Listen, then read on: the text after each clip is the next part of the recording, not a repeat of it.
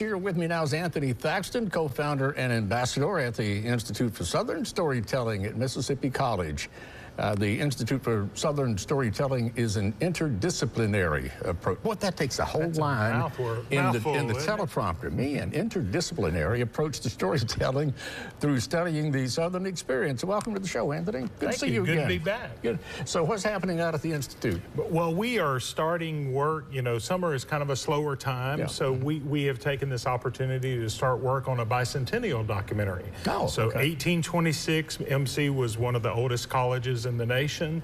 So we're about to celebrate our 200 years. So we're going to do a nice documentary and a companion book and some other special things. And you're an alum of MC. Oh, how many? Yeah, make sure you spell my name correctly. Well, I'll try to as our featured alum. Oh yeah, sure. But we're excited. So, and we have students who are who didn't want to go home this summer, and they said, "Can we work with you this summer?" So we have an intern that will be there. So we've got a lot of cool things planned. Okay, great. I do know one interesting fact about MC. It was the first institute of higher learning in the United States to grant a degree to a female. Exactly. So. Exactly.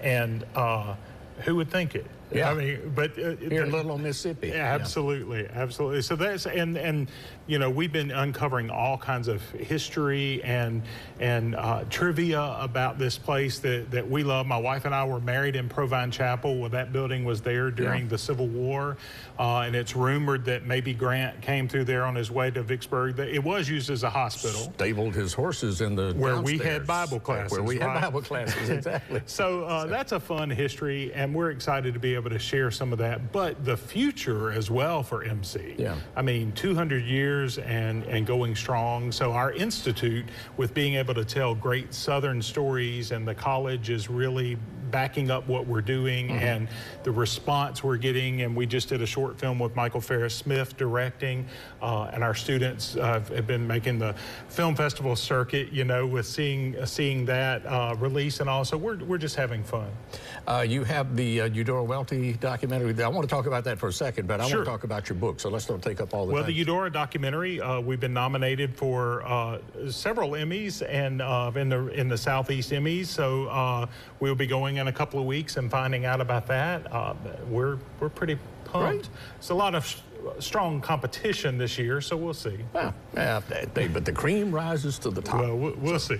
Tell me about the book. Well, the book is called The Doodle Devotional, and this is a project that I worked on. Hang on, put it somewhere so they get a good shot of it. There we go. Here we go. So the Doodle Devotional here, 8 weeks drawing closer to God. So I am an artist, and taking parts of my sketchbook. There's my daughter Sydney. So it's a lot of personal drawings, and I will take and do drawing prompts so that when you do this devotional, you can, even if you're not a renowned artist or anything like that, there are prompts that will help guide you, and you're not starting from scratch. So it's kind of a unique format. The publishing house, Whitaker House, has been very excited about it. So it's selling all over the country. And the picture of my dog Bertha. So it's a great, I think it's a great start of kind of getting your mindset. When I draw, I process life by drawing. If I go to Italy with Robert St. John filming for a TV show, I'm drawing when we're eating lunch or something, and that's how I process things, or long, boring meetings.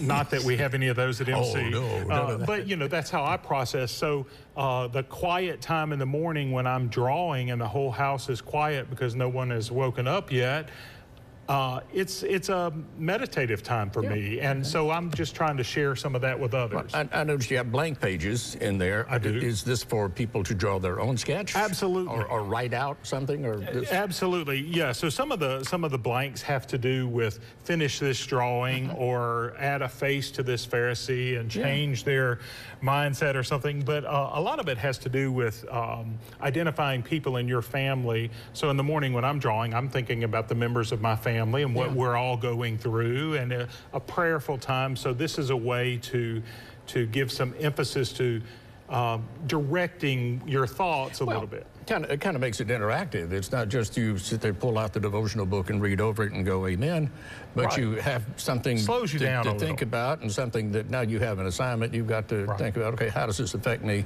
So do you draw at all? Listen, when I draw a stick man, I have to explain what it is. All right. Well, we're leaving this, and I want you to do. Okay. I want you to do this so that we'll grade you later. We'll grade you very easily, but just a fun process. And I was showing you before we came on. You know, there's a picture in here with John Evans of Lemuria from one of my sketchbooks, and this book is available locally at Lemuria, one of the premier bookstores in the world. Oh, that's great. That's great. Anything else you got going on this summer? No, we're just trying to gear up for what's coming in the fall because it's going to be a lot of exciting things. So we hope we'll come back and share some more stuff with you.